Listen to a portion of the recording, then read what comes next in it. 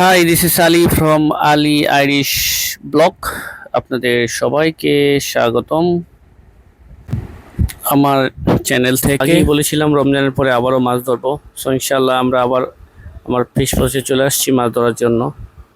আপনাদেরকে বলে রাখি জেলেরা অলরেডি মাছ ধরার কাজে ব্যস্ত। আপনারা দেখতে পাচ্ছেন মাশাআল্লাহ অসংখ্য মাছ, আর মাছগুলো আগে থেকে বেশ বড়সড় হয়েছে। দেশ অনেক দূরে গিয়েছে আলহামদুলিল্লাহ। মৎস্য উৎপাদনে বাংলাদেশ এখন সারা দুনিয়ার জন্য একটা মডেল, দ্বিতীয় স্থান অবস্থান করেছে।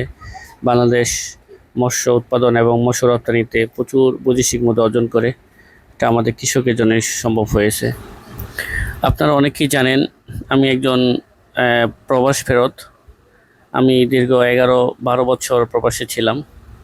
তো যখন আমি ইংল্যান্ডে ছিলাম, ইংল্যান্ড থেকে আয়ারল্যান্ডে, তারপরে আমার একটা সবসময় প্ল্যান ছিল যে আমি দেশে গিয়ে দেশের জন্য কিছু করতে চাই। সেই প্ল্যান থেকেই আমি এই শিল্পতে আসছি। আমি দেশে এসে আপনাদের দোয়ায় প্রথমে একটু হোঁচট খেয়েছিলাম, বিভিন্নভাবে ব্যবসা করে একটু সুবিধা হয়নি। আলহামদুলিল্লাহ একটু ঘুরে দাঁড়িয়েছি। তো আশা করি আস্তে আস্তে আমার মাছের প্রজেক্ট আছে, আমার পোলট্রি প্রজেক্ট আছে, গরুর প্রজেক্ট আছে, আমার ঘাড়লের প্রজেক্টও আছে। আলহামদুলিল্লাহ আমি নিজে খাবার ওষুধের ডিলারশিপ নিয়েছি, এগুলো আমার প্রোডাক্ট থেকে আমি নিজে ইউজ করি। একটি কথা বলবো, সেটা হলো আপনি যেই ব্যবসায় করেন ওই ব্যবসাতে আসলে কিন্তু লাভ আছে, তবে ব্যবসাটা বুঝে শুনে করতে হবে, অভিজ্ঞ লোকদের সাথে পরামর্শ করে তারপর শুরু করতে হবে। আর প্রথমেই খুব বড় পরিসরে করা যাবে না, সেক্ষেত্রে আপনি হোঁচট খাওয়ার সম্ভাবনাই বেশি। স্পেশালি যারা প্রবাস আছেন, প্রবাস থেকে ফেরত এসে অনেকেই অনেক ব্যবসা বাণিজ্য করেন, অনেক সময় বড় ধরনের লস খেয়ে ফেলেন বা না বুঝে ব্যবসাতে ইনভেস্ট করে ফেলেন। আসলে তাদের আর রিকভারি করার সম্ভাবনা, আবারও বিদেশে চলে যেতে হয়।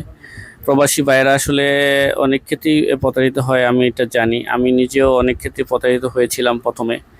তো আলহামদুলিল্লাহ একটা পর্যায়ে এখন একটা ওখান থেকে আমি উঠে এসেছি। আমি দোয়া করি আপনারাও যারা প্রবাস ফেরত আসলে বুঝে শুনে কাজ করবেন।